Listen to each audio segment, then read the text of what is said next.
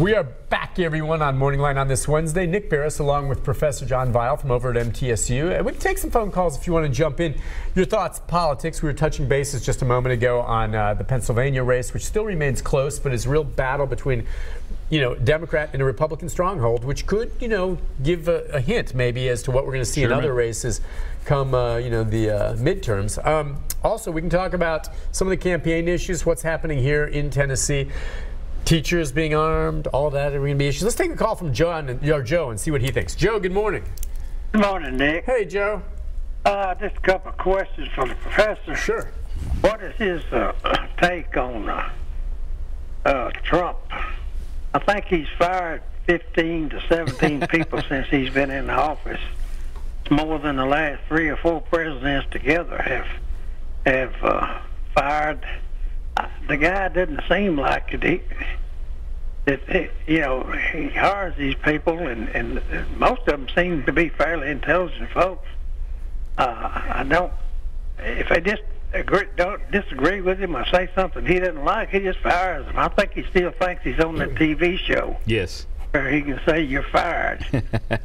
Although he doesn't apparently do it to their face. No, he first tweets it and tweets it to Rex Tillerson.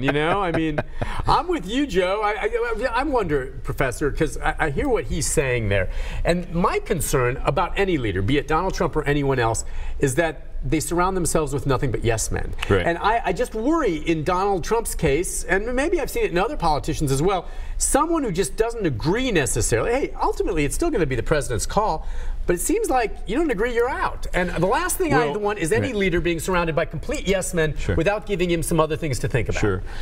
We do need to remember about half of them that have left on their own. That's right. That's right. That's so true. It's sort of a two-way street there.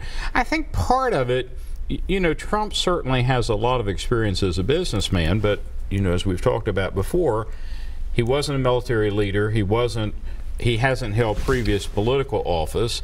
And so I think he doesn't have quite the stable of political people to bring in.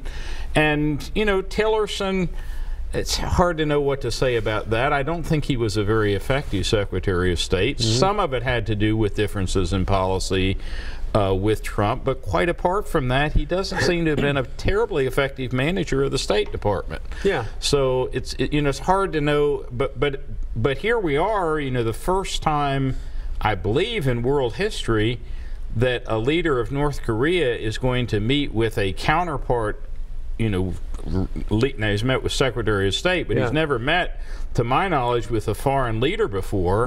And we're maybe 2 months away, and we're not quite sure who our Secretary of State's going to be. So, well, and now we know they're moving the head of the CIA over Pompeo. there. I mean, they have a nominee, but talk about this, because as I look at this with the president, and I always kind of wondered with prior presidents, I know the problem with North Korea.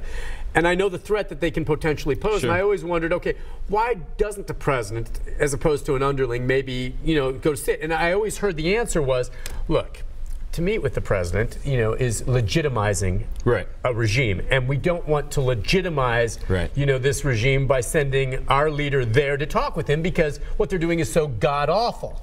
And now, it is. And it is. But on the other hand, to do nothing or to try, and I guess Secretary of States and such, but I mean, when I think about Donald Trump going there, I'm open-minded to that. I mean, it seems like none of this other stuff what's fascinating here is Tillerson sort of got in the doghouse a month or 2 ago for suggesting this kind of thing, and now it's being done, and he's off the scene.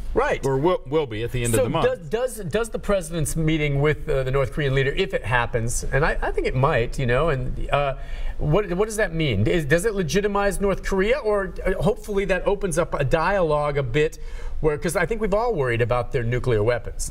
Now, whether the president meets with them and whatever this leader, Kim Jong-un, tells him, will we really ever be able to verify they've gotten rid of their nukes? They have not in the past. There have been several times where they were supposed to have dismantled their nuclear program, and of course it didn't happen. So I'm fairly skeptical as to whether something will. I mean, I think the greatest fear would be that they have a meeting that really goes south, and instead of sort of keeping this current situation, one or the other decides they need to go to war.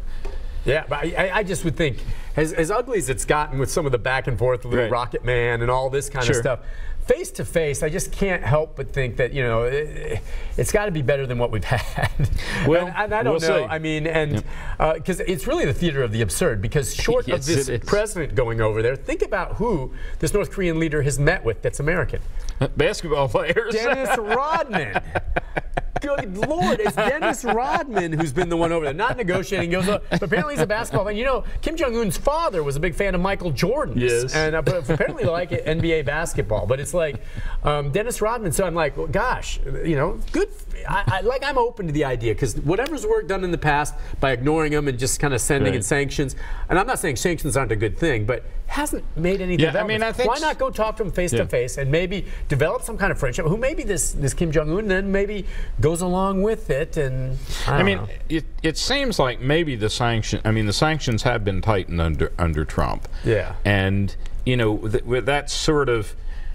I think Ung has a little bit of cover now because of the Olympics, and you can sort of attribute it to, well, it's because they came down the teams and whatever, but maybe he has a little bit of cover to do something that he wouldn't have had before. Right. But the sanctions are probably really what are driving this. Driving it, because it just shuts them down, and it's very hard on their economy. Right. Let's go to Reverend Fuzz. Hi, Reverend. Hey, Nick. Hey. Good morning. Good morning. Good morning. I got a question. For 2 years when President Trump was running for office, man, every day somebody railed that there's no way he's going to win, all the way from the establishment down to some of my closest friends. He's not going to win. He's not going to win.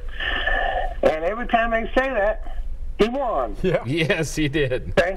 Now he's been president a couple of years, or however long it's been, a couple of decades, it seems.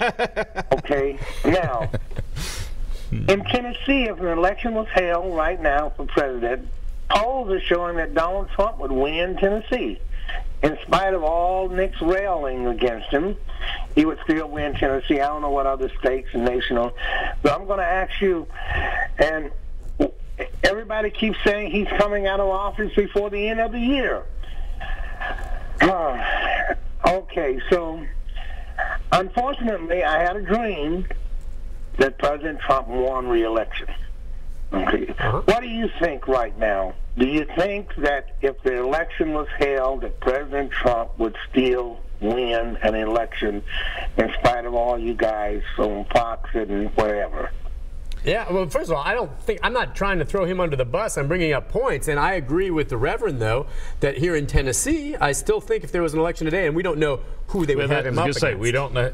I think one of the if he was running against Hillary again in Tennessee, it's a no-brainer. Trump wins. I think now, that's would there be a Democrat maybe Tennesseans would look at? Even then, I don't think so at this point. Now, maybe ask me again in 2 years. Right. What do you think? We need the Democrats to beat Trump. Seem like they need a young Joe Biden. Elizabeth Warren, Bernie Sanders. Said she's not going to. You know, Oprah Winfrey. There are a lot of Democratic office holders, and as hard as it is for the Democrats, as it is, you know, just as hard as it is for the Republicans to sort of move to the middle, if the Democrats do that sufficiently, I think they have a decent chance. But again, I mean, there's. You know, I have to say again, Kent Seiler and I, the closest we came to predicting this was the so-called Mae West effect. That, you know, anytime she had to choose between the lesser of two evils, she tried the one she hadn't tried before. Yeah. And I do think that accounts for a lot of what happened. You know, it's like, well, give it a try. You know, and go out. You know, go outside the swamp. Go outside D.C. Is it working out?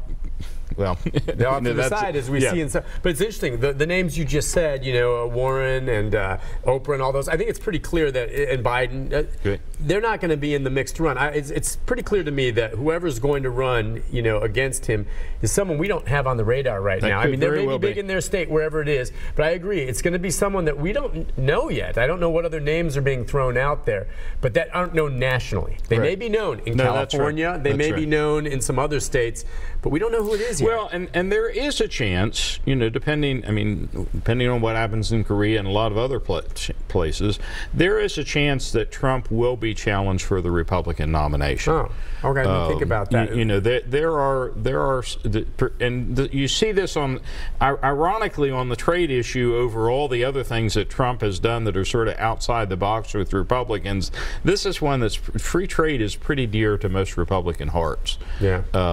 And depending on, you know, and especially if he pushes it to the extent that we end up with some kind of trade war, you may have a tradition, you know, a Romney or someone of that stripe, you know, or maybe a Jeff Flake from Arizona or something. Yeah. I mean, he's already sort of talking about not necessarily that he would do it, but that there probably will be a challenge within the Republican Party itself.